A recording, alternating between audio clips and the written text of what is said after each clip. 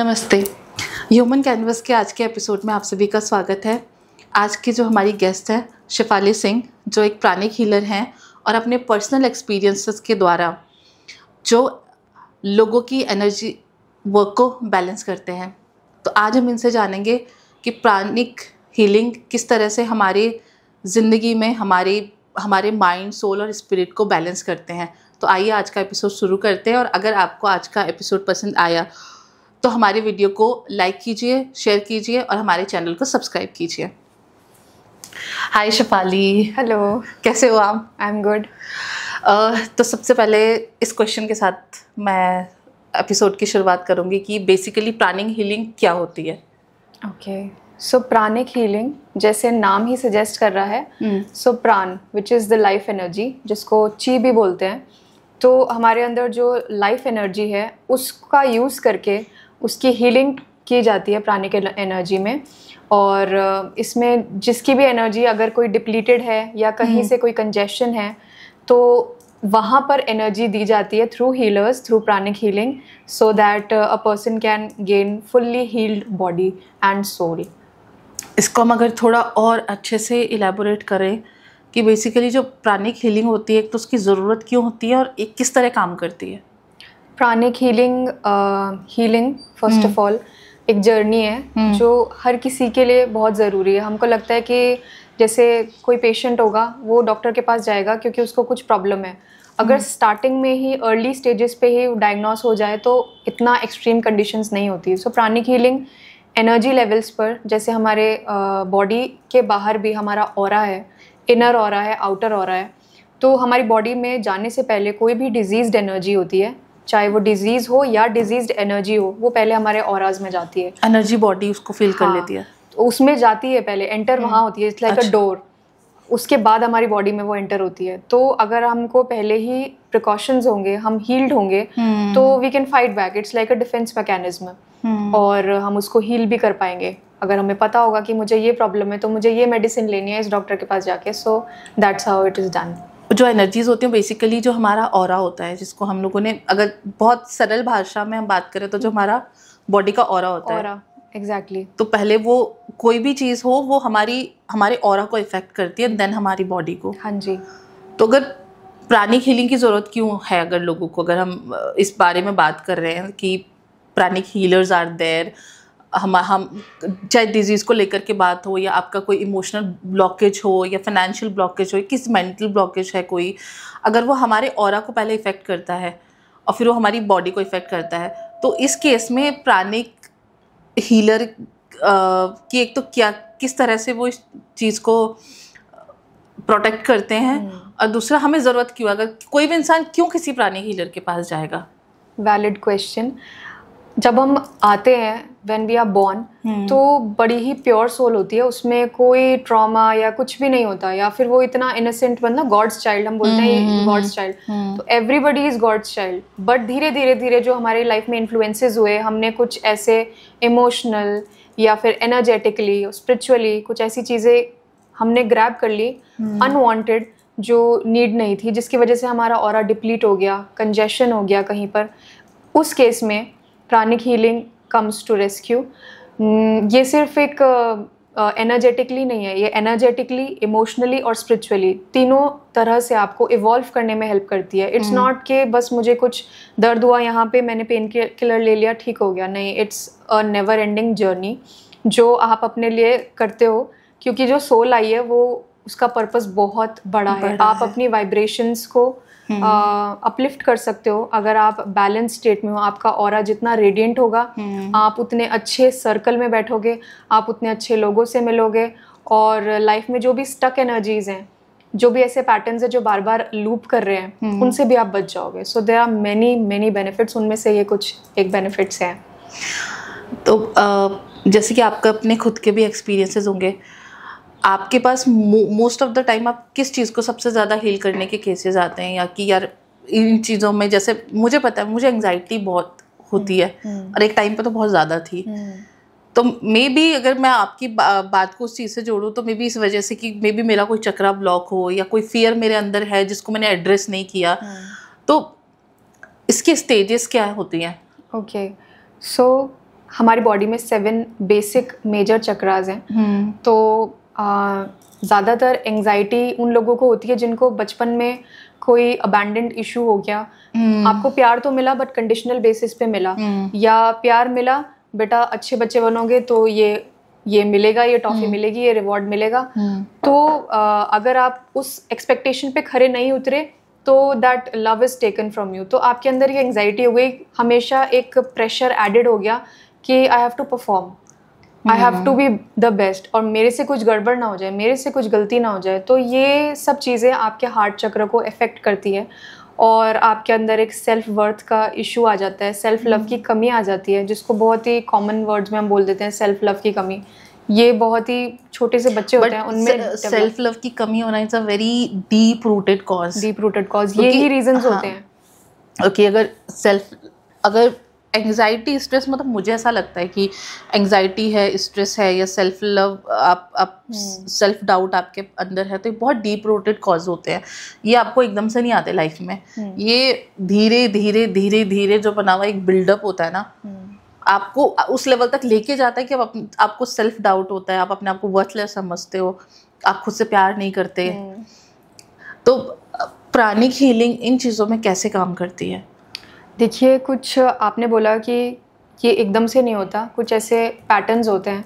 So here comes कार्मिक lessons, जिनको हम बोलते हैं कि कार्मिक पार्टनरशिप में हो या कार्मिक कोई लेसन आता है आपकी लाइफ में जो आपको कुछ सिखाने आता है। वो सिर्फ रिलेशनशिप्स में नहीं होता, वो आपके थॉट पैटर्न भी है। क्यों? क्योंकि कोई एक चीज़ जो आप बार बार आपको कोई भी सिचुएशन दी है, आपका रिएक्शन बाय डिफॉल्ट वही होता है। आप सीख नहीं रहे हो उस सिचुएशन से, तो वो क्या है, अंदर आपके एक वुंड क्रिएट होता चला जा रहा है और वो और घाव बढ़ता चला जा रहा है, क्योंकि उस घाव के लिए ना हमने एक बाउंड्री सेट की। कार्मिक्स के लिए वो हमेशा के लिए नहीं है। कार्मिक रिलेशनशिप हो या कार्मिक कोई थॉट पैटर्न हो, वो हमेशा रहने के लिए नहीं दिया गया हमें। हमें उसको हील करना है। रिपीटिंग अ मिस्टेक और कोई भी रिपीटिंग अ थॉट जो भी है, वो एक हैबिट हो जाती है फिर आपकी, लेकिन आपको वो पता नहीं चल रहा होता है कि आपको वो पैटर्न अपना तोड़ना पड़ेगा। तो वो आपको इफेक्ट कर रहा है लाइफ में। बिल्कुल। उसको हमें ब्रेक करने के लिए, देखिए, अपने लिए you have to take stand. आपको ये नहीं, आप ये बोल सकते कि यार दिस हैपेंड और आप उसके मर्सी लेते रहो। सबसे बड़ा फेवर जो आप अपने लिए, सबसे बड़ा सेल्फ लव का एक्ट आप अपने लिए ये कर सकते हो that you can stand up for your self.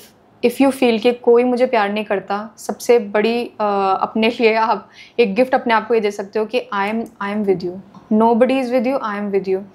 अपने कामिंग पैटर्न्स को, आप थॉट प्रोसेस को एड्रेस करो पहले तो। कौन ऐसा इंसान है या कौन सी ऐसी बात है जो मुझे बार बार एक ही सेम पैटर्न में मैं कैसे फंस रही हूँ, उसको नोटिस करना बहुत ज़रूरी है। उन इमोशन को प्रोसेस करना बहुत ज़रूरी है। चाहे तो आप लिखो, बर्न करो और माफ़ करो। ये बहुत टफ होता है। ये सब हार्ट से रिलेटेड है, हार्ट चक्रा से रिलेटेड है। जब तक हम माफ़ नहीं करते तब तक हम इस साइकिल को एंड नहीं करते। हमारा मेन मकसद है साइकिल को एंड करना। नोबडी वांट्स कि अगर हम किसी फेल्ड रिलेशनशिप में रहे, कार्मिक रिलेशनशिप में रहे, उसने कोई ऐसा रिलेशनशिप रहा जहाँ पर आपको बिल्कुल वो नहीं मिला जो आपको चाहिए था, और उस रिलेशन से बस उसने आपसे बहुत कुछ लिया, nothing was given to you, not love, not self worth, कुछ भी नहीं। तो वो लोग आपको ये सिखाना चाहते हैं कि हैव बाउंड्री फॉर योरसेल्फ। कोई आपको इस तरीके से ट्रीट नहीं कर सकता। This is not how God loves you. You know, God loves you in the most unconditional way. तो वो लोग ये सिखाने आते हैं, वो आपके दुश्मन नहीं है, वो एक समझ लो एक एक्ट चल रहा है, and they are just showing you pieces of yourself which are unhealed, which are there for healing, which needs healing. As you talk about heart chakra, हमारे 7 चक्रास हैं। तो इनका रूट कॉज क्या होता है कि ये क्यों ब्लॉक होते हैं? अगर आप एक चक्रा के बारे में बता पाओ तो। बिल्कुल। Starting from the base chakra, root chakra, जो कि मूल आधार चक्रा है, जिसमें अगर हम बोलते हैं ना कि किसी ट्री को वो तभी फ्लरिश होगा जब उसकी रूट स्ट्रांग होंगी। तो जिनका भी रूट चक्रा स्ट्रांग होता है वो बड़े ही आपको कॉन्फिडेंट, रेजिलिएंट दिखेंगे। ऑन द ऑपोजिट साइड, जैसे आपने अभी बताया कि पास्ट एक्सपीरियंसेस की वजह से कुछ बच्चे या कुछ इंडिविजुअल्स बहुत डरे हुए रहते हैं, उनको पता नहीं है कि लाइफ में पता नहीं क्या हो जाएगा उनके साथ, जो भी कुछ गलत होगा वही अट्रैक्ट कर लेते हैं, हम कुछ गलत ही अट्रैक्ट, दे हैव ब्लॉक्ड। हाँ, क्योंकि ऐसा मेरे साथ है कि बहुत सारे इंसिडेंट्स ऐसे हैं, लाइक मैंने आपसे डिस्कस किया था पहले, कि वो इमोशन सप्रेस हो गए हैं, वो कभी बोले नहीं गए, कभी बताए ही नहीं गए, कभी एड्रेस ही नहीं हुए, और वो इफ़ेक्ट करते हैं आपके बाकी रिलेशनशिप्स को या फ्यूचर रिलेशनशिप्स को। अगर आप एक्सप्रेस नहीं कर पा रहे हो, that is more related to throat chakra, क्योंकि it is related to communication. हम अपनी बात को, आपने ऐसे बहुत लोग देखे होंगे जो बहुत बात करते हैं, but when it comes to expressing their truth, वहाँ वो लैक करते हैं। तो ऐसा नहीं है कि कम्युनिकेशन थ्रोट चक्र उनका बहुत अच्छा है जो बहुत बोलते हैं। मैंने ऐसा देखा है, आई हैव पीपल जो बहुत बात करते हैं बट काम की बात कुछ भी उनके मुंह से नहीं निकल पाती। बहुत कुछ उनके अंदर होगा, वो बहुत कुछ बात कर लेंगे, बट वही है कि वो they are not comfortable with the truth.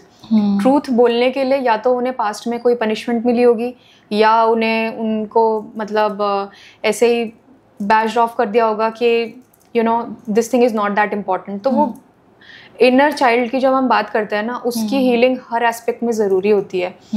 So that is how throat चक्र, आप अपना थ्रोट चक्र जिनका एक्टिव होता है वो अपना ट्रूथ एक्सप्रेस करने में बिल्कुल भी नहीं डरते। This is who I am, this is how I feel, वो बहुत ही एक्सप्रेसिव होते हैं, स्पेशली अपने इमोशंस को लेके। एंड ऑन द कॉन्ट्ररी, जिनका थ्रोट चक्र ब्लॉक्ड होता है, वो अपने इमोशंस को, इवन अपने पार्टनर्स को भी एक्सप्रेस नहीं कर पाते, अपने पेरेंट्स को नहीं एक्सप्रेस कर पाते, अपने फैमिली, अपने लव्ड वंस, वो सोचते हैं कि मैंने बस सप्रेस करना है क्योंकि there is nobody who understands. That's the thing. And other chakras, other coming to sacral chakra, इसको वॉर्म एनर्जी भी बोलते हैं। अच्छा। जैसे कि मदर है, वो बच्चे को कैरी कर रही है 9 मंथ्स, तो ये बोला जाता है जैसा उसका मूड होगा उस वक्त उसको बिल्कुल खुश रखो, ये रखो, वो there is a reason, there is a strong reason for this, क्योंकि वो सारे ट्रॉमा या गुडनेस, जितना वो हैप्पी होंगे वो सब आता है। और ये सिर्फ चाहे मेल चाइल्ड आए चाहे फीमेल चाइल्ड आए, दोनों में ही वो असर आपको दिखेगा। उनकी जब पर्सनैलिटी बिल्ड होगी, जब वो प्रॉपर ह्यूमन, प्रॉपर मैन और फीमेल बनेंगे, तो उनके लाइफ के एस्पेक्ट्स में वो रिफ्लेक्ट होगा। वो वार्म एनर्जी क्या है? क्रिएटिविटी है। आपने अपने क्रिएशन से, गॉड ने इतना लिबर्टी ह्यूमंस को दिया है कि वी कैन क्रिएट एक पूरा लाइफ आप क्रिएट कर सकते हो।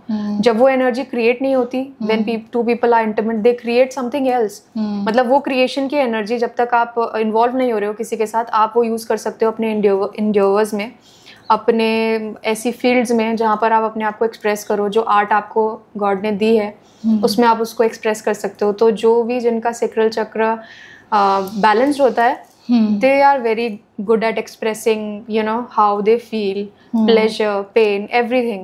relationships में भी वो काफ़ी vocal होंगे, उनको क्या चाहिए। but जिनका थ्रोट चक्र ब्लॉक्ड होता है, वो इंटीमेसी से डरते हैं। मेन रीज़न है, उनको इंटीमेसी से डर लगेगा, उनको किसी से हर किसी से दे कांट इंटरैक्ट। और जिनका ओवर एक्टिव होता है, दे गो इनटू मल्टीपल रिलेशनशिप्स, क्योंकि उनको लगता है एक वॉइड है जो इस इंसान ने नहीं फिल किया, दूसरा करेगा, दूसरा नहीं। और ये अगेन, जैसे मैं कार्मिक पैटर्न की बात कर रही थी, ये भी कार्मिक लूप्स होते हैं जो पैटर्न रिपीट होते जाते हैं। हमें समझ में नहीं आ रहा कि लाइफ में फुल स्टॉप नहीं लग रहा है, ये पैटर्न्स रिपीट होते जा रहे हैं। जब तक इंसान अपने लिए स्टैंड ना ले, हमारी एनर्जी इतनी प्योर, इतनी डिवाइन बनाई है भगवान ने, उसको हम ऐसे ही किसी को नहीं बांट सकते। And sacral chakra is for that कि you are sacred, consider yourself like that. Then heart chakra की हम बात कर चुके हैं। थ्रोट चक्र की हो चुकी है। Third eye, it's the master chakra, क्योंकि third eye as a name suggest, Ajna चक्र।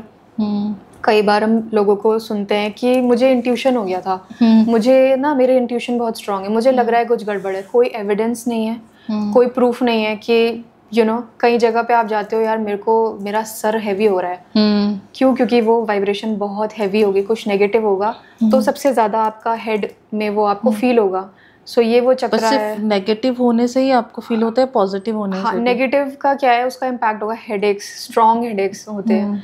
बट जब कुछ पॉजिटिव होगा, वो आपकी पूरी बॉडी के हर चक्र पे। जैसे स्पिरिचुअलिटी में अगर आपको कहीं बहुत अच्छा लगा, कई बार लोग लोगों से आपने एक्सपीरियंस किया होगा कि हम किसी स्पिरिचुअल जगह पे गए और यू नो हमारी आंखों से आंसू आ गए, हम हंसे, हम मतलब कुछ ऐसा एक्सपीरियंस होता है, वो बॉडी का रिएक्शन होता है। एक ऐसे लेवल पर आपको सुकून मिला कि आपके आंखों से आंसू आ गए। सो दैट्स द थिंग, ये सबके लिए ये थर्ड आई इज रिस्पॉन्सिबल। सो ये ब्लॉक्ड होता है तो उस इंसान को समझ में नहीं आता, उसको पता तो है, उसको इंट्यूशन में और ईगो में फ़र्क नहीं समझ में आता। ईगो बहुत जल्दी उसको अभी चाहिए, बट जो थर्ड आई का जो इंट्यूशन है वो बहुत ही एक रिलैक्स्ड और सोचा समझा हुआ होता है कि you know I am feeling this, forced नहीं होता। हाँ, और आप इसे फील कर रहे हो, लेकिन ज़रूरी नहीं है कि हाँ 99.9% वो करेक्ट हो या नहीं हो, मतलब इतनी श्योरिटी भी नहीं होती। बट हाईली इंट्यूटिव पीपल का आप देखोगे कि 9 आउट ऑफ 10 उनकी बातें सच होती हैं। और मतलब लोगों ने अगेन पब्लिक शेम में कि अच्छा तुमको ज़्यादा पता है, किसी ने बोल दिया, अरे ऐसा कुछ नहीं है। इवन लोगों को डेथ्स के बारे में पहले पता होता है। इवन लोगों को बहुत सारे ऐसे इंसिडेंट्स हैं, उनके क्लोज्ड वन आकर उनको मिलते हैं। तो ये सब इंट्यूशन गाइड करता है। Even if when they don't want it, still it happens. It is because of the third eye chakra. जिनका ये ब्लॉक्ड होगा उनको hallucination kind of thing होगा, उनको लगेगा मेरे पास कोई खड़ा है, उनको लगेगा कि यार पता नहीं क्या हो रहा है, ओवर एक्सट्रीम चीज़ें होती हैं उनके साथ। देन क्राउन चक्रा, स्पिरिचुअलिटी की बात हुई अभी, तो crown chakra is related to spirituality. और जितना एक इंसान का क्राउन चक्रा, एजिंग भी जो प्रोसेस है वो भी क्राउन चक्रा से कनेक्टेड है।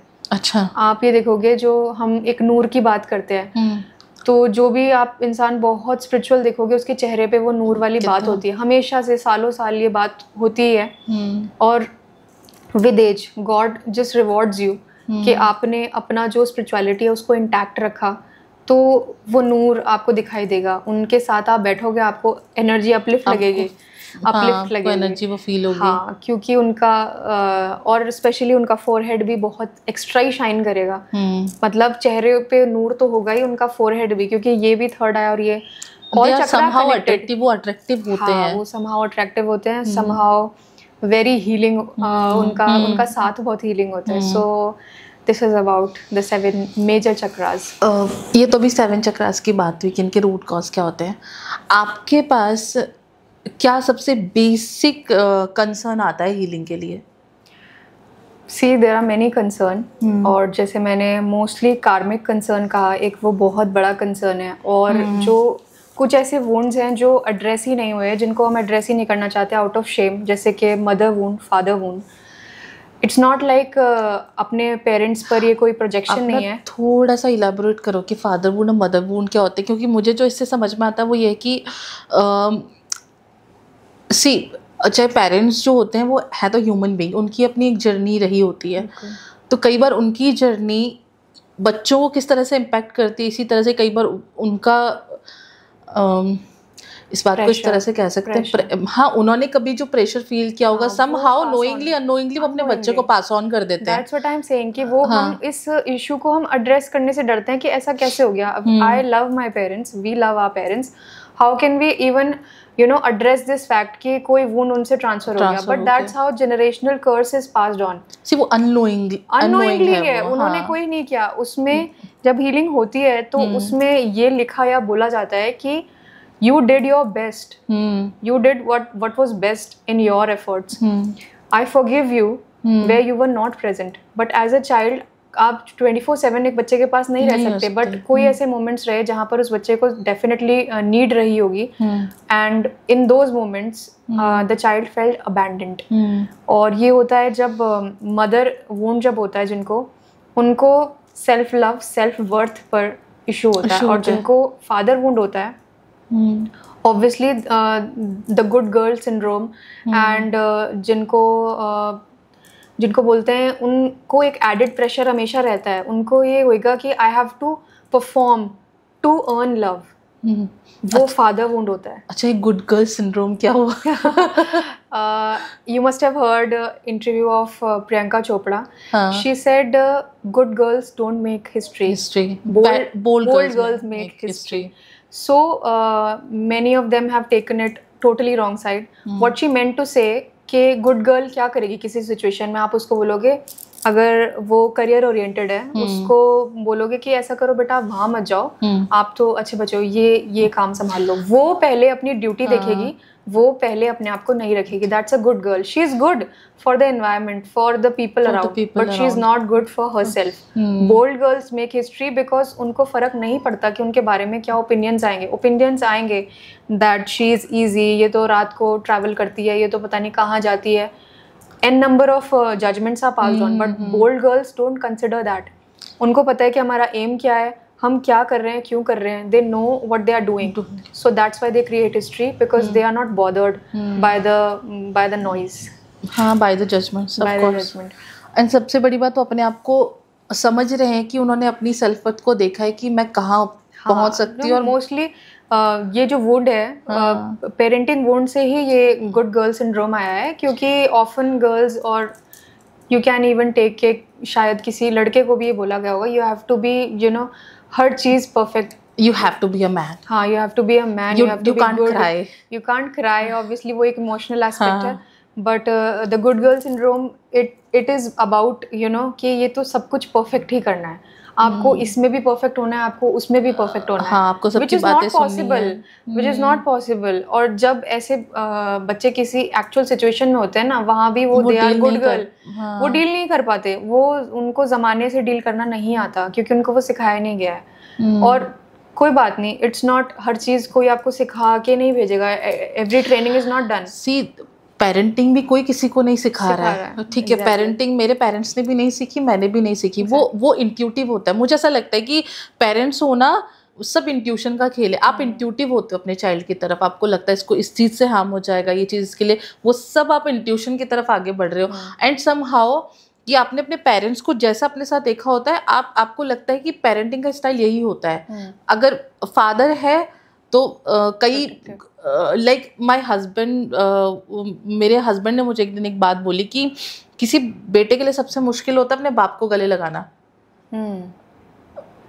Okay. कि आप क्या होता है कि लड़कियां होती हैं, लड़कियां थोड़ा इमोशनल होती हैं, एक्सप्रेसिव होती हैं, और उनकी तरफ लोगों का जो रवैया होता है वो भी उस तरह का होता है कि थोड़ा सा प्यार दुलार करने वाला. तो मेरे हस्बैंड ने मुझे, आई डोंट नो उन्होंने क्या रियलाइज़ किया, पर बोला एक दिन मुझे कि सबसे मुश्किल है कि मैं जाके अपने पापा को ये बोलूँ कि मैं आपसे बहुत प्यार करता हूँ और मैं उन्हें गले लगाऊँ. मेरे लिए बहुत मुश्किल काम है ये. See why it is. और वो same goes to his father also, कि उन्होंने भी अपने पेरेंट्स को कभी नहीं बोला. लाख शिकायतें करी होंगी कि तुमने ये नहीं किया, तुमने वो नहीं किया, पर कभी ये नहीं बोला कि सी आप हमारे पेरेंट्स हो, हम आपसे प्यार करते हैं. जनरेशन टू जनरेशन कुछ चीज़ पास हो जाती है, बट वो हमारे ऊपर होता है कि हम if you are thinking about, you know, कि नेक्स्ट जनरेशन पे आप वो चीज़ नहीं आने दोगे, ये आपके ऊपर होता है. So with males this is the thing कि वो इमोशनली अपने आप को एक्सप्रेस करना सेफ नहीं समझते होंगे. That's why they don't express. उनको लगता है कि ये थोड़े ना कोई तरीका है एक्सप्रेस करने का. मुझे ऐसा लगता है कि ये ना पास ऑन होता है कि लड़का है तो इसको ऐसा ही होना है. वो एक मोल्ड है, जैसे अनटिल अनलेस कि कोई इतना जो है समझदार हो या को इतना अंडरस्टैंडिंग हो जिसे ये समझ में आए कि ये इशू है, इसे एड्रेस करना चाहिए. ये प्रॉब्लम है, बिल्कुल प्रॉब्लम है. इमोशंस को अपने अंदर दबा लेना, ये जिसको हमेशा लोग बोलते हैं स्ट्रेंथ है. मैं नहीं रोता, मैं, लड़के रोते नहीं है, मैं इमोशंस एक्सप्रेस नहीं करता, मैंने हग नहीं किया. तो इसको सोसाइटी क्या है, सोसाइटी ने बहुत ऐसी चीज़ों को अप्रिशिएट किया है जो अप्रिशिएबल नहीं है. यू नो, आपको पेन देकर कोई चीज़, अगर सोसाइटी को आप खुश कर रहे हो, you are here to live, not, you know, आप किसी को पीपल प्लीज करने के लिए नहीं आए हो. ये पीपल प्लीज से ही आया है ये चीज़. अगर आप अपने लिए कि कोई चीज़ मुझे खुशी दे रही है, मुझे अपने पेरेंट्स को ये एक्सप्रेस करना है, this is how I feel. Basically actually हमारी सराउंडिंग्स में ना हमें इमोशन अवॉइड करना बहुत सिखाया जाता है. हमें इमोशंस को एड्रेस करना नहीं सिखाया जाता है. कि अगर बच्चा रो रहा है तो हम उसे, हमारी कोशिश ये होती है कि हम उसे तुरंत चुप कराएं. तो वो चुप कराने के लिए हम 4 और चीज़ों का सहारा लेते हैं कि ये रोए नहीं, ये चुप हो जाए, और बजाय उस चीज़ का जो कॉज है कि वो रो क्यों रहा है, उस प्रॉब्लम को एड्रेस करने की जगह हम लोग कोशिश करते हैं उस चीज़ को ब्लॉक करने की. हाँ, तो ये शुरू से ही स्टार्ट हो जाता है, बचपन से ही. और अगर मेल है तो उनके साथ और ज्यादा कि क्यों रो रहे हो, किसी लड़की से रेस में हार गए तो तुम हार गए, यू नो, तुम लड़कियों की तरह रोते हो.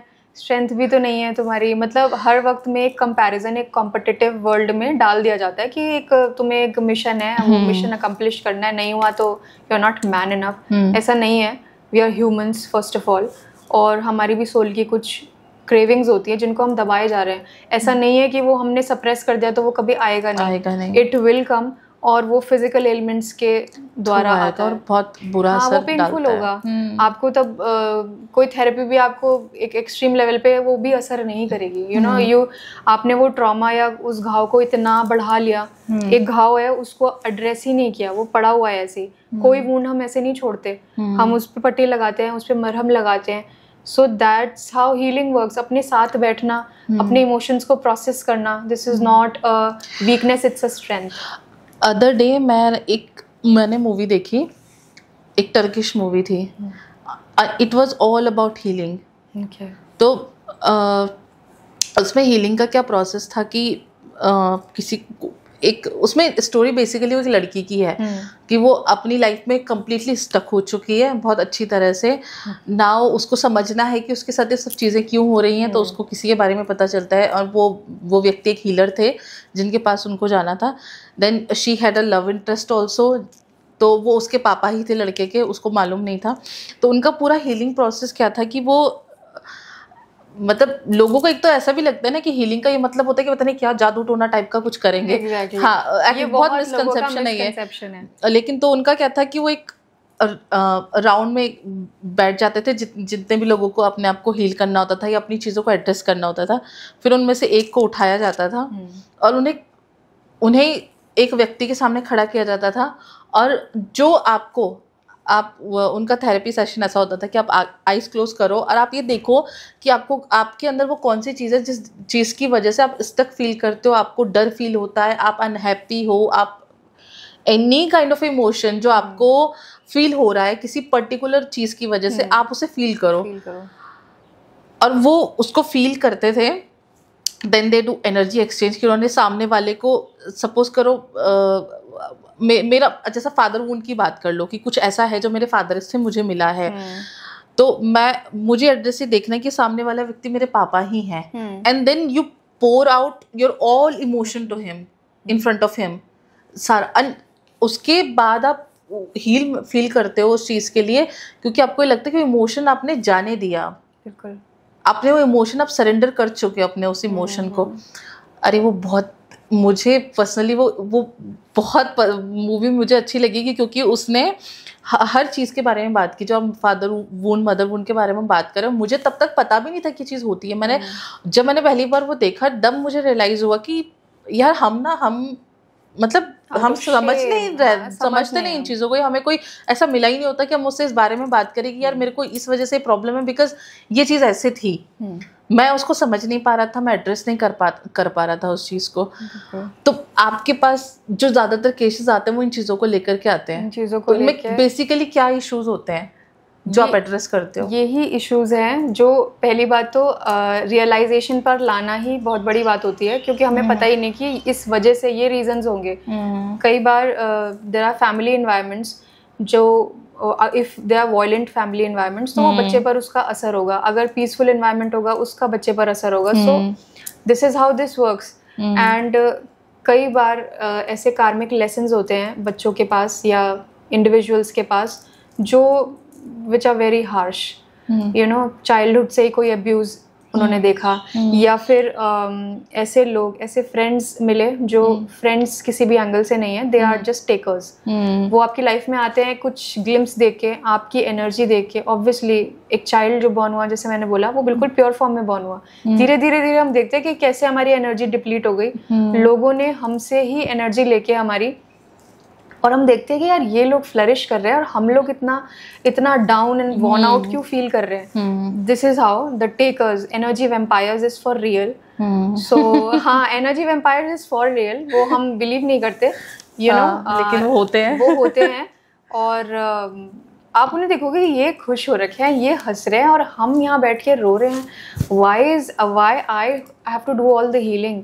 और लोग, you know, people who are choosing materialistic things, जिनको शॉर्टकट्स चाहिए, वो बड़े इजीली इस बात पे चल जाएंगे, बट रियलाइज के जो लोग भी हीलिंग में अपने आप को, अपनी सोल को, वो सोल कॉलिंग ही है। आप औरों से अहेड हो ऑलरेडी, क्योंकि जाना सबको इसी पाथ से है।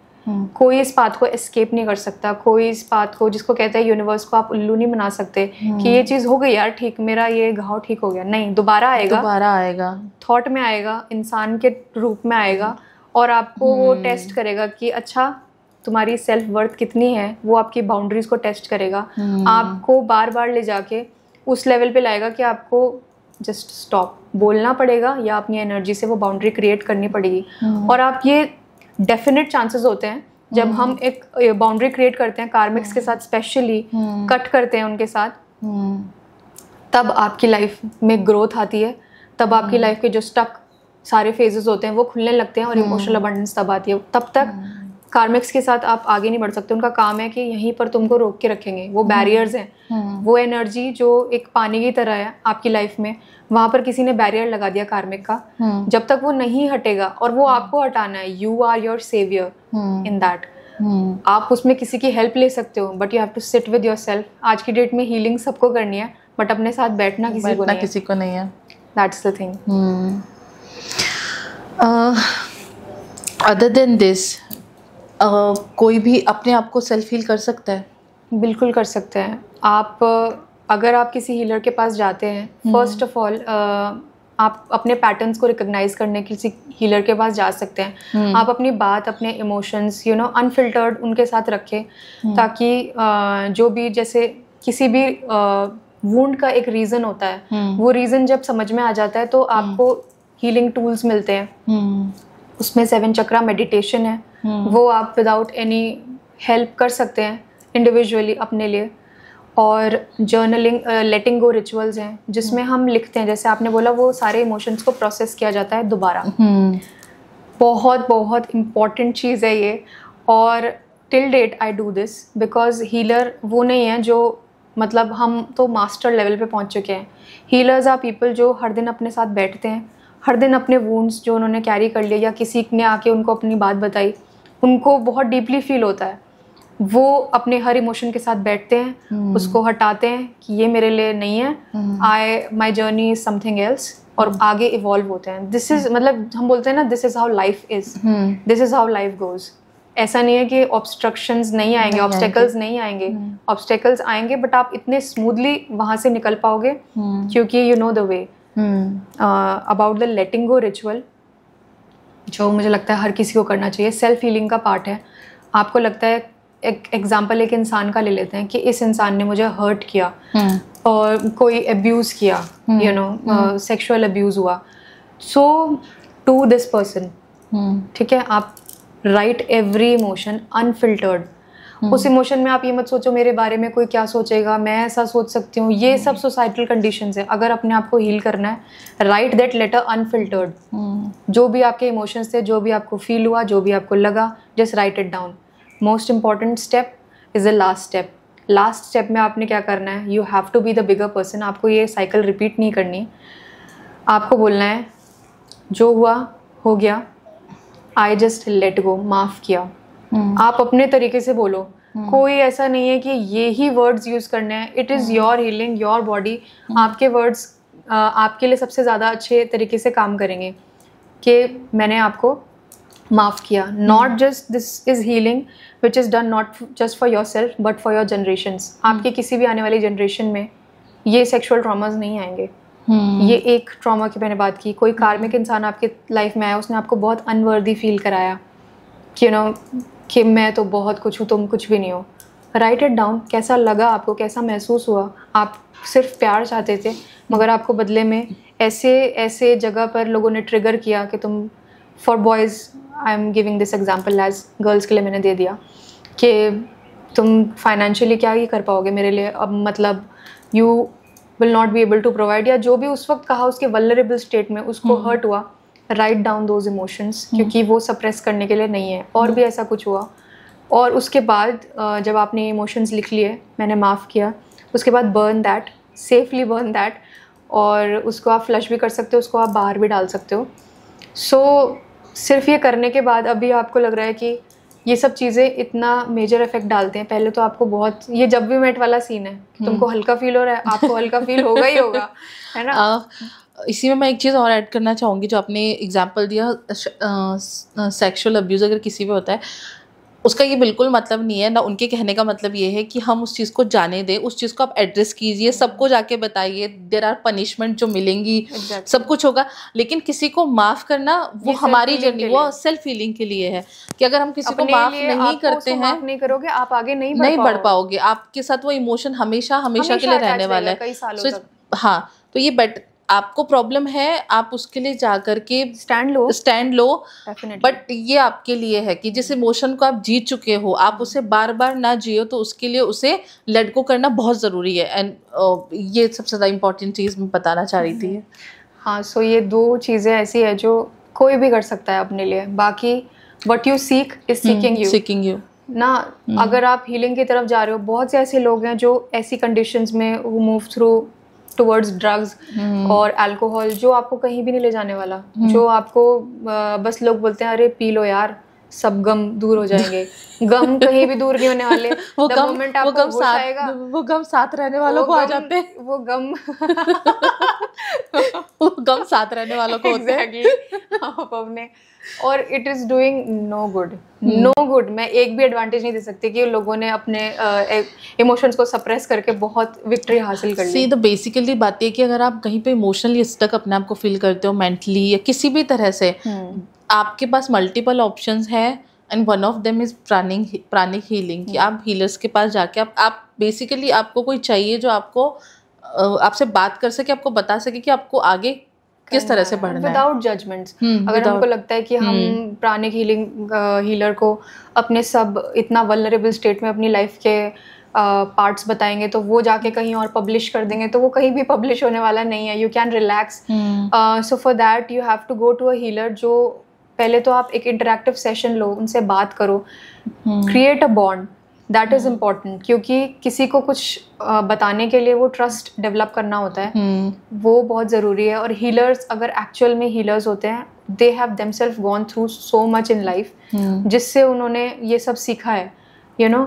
उनके पास, हीलर्स के पास सच में कोई हीलर नहीं था, तभी उन्होंने ये जिम्मा लिया कि वो हीलर बन जाएं, क्योंकि उन्होंने सारे कॉर्ड्स खुद ही देखे, सारे पजल्स खुद सॉल्व किए, और फिर उन्होंने देखा कि लोगों को जो हम लव दे रहे हैं वहाँ से हमें कभी रेसिप्रोकेट नहीं हुआ।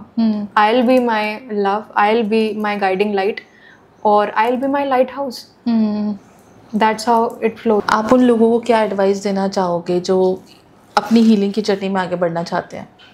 Most important is self love, जिसकी बातें तो बहुत होती हैं, बट सेल्फ लव तक बहुत लोग नहीं पहुँच पाए हैं। तो अपने आप को ये हर दिन रिमाइंड कराना कि मैं चेजिंग एनर्जी से दूर जा रही हूँ, जो भी मेरे लिए, अब मैं रिसीविंग एनर्जी में स्टेप इन कर रही हूँ। So this is this is not just for relationships, this is for everything. आप हर चीज़ डिजर्व करते हो, बस उस रिसीविंग एंड में आपको, उस रिसीविंग एनर्जी में आपको आना होता है, ताकि यूनिवर्स भी बैठा है देने के लिए। There is abundant. Today is also Mother Gaia Day, World Earth Day. तो आज भी आप अगर कुछ भी मांगेंगे, basically nature is so giving, आप कुछ भी मांगेंगे तो वो विश भी आपकी ग्रांट होगी। आपको वो फेथ होना चाहिए, you know. So this journey is about sitting with your self, और अपने साथ मैंने रोज़ बैठना है और अपने आप को हील करना है, so that I can be the best version of my self.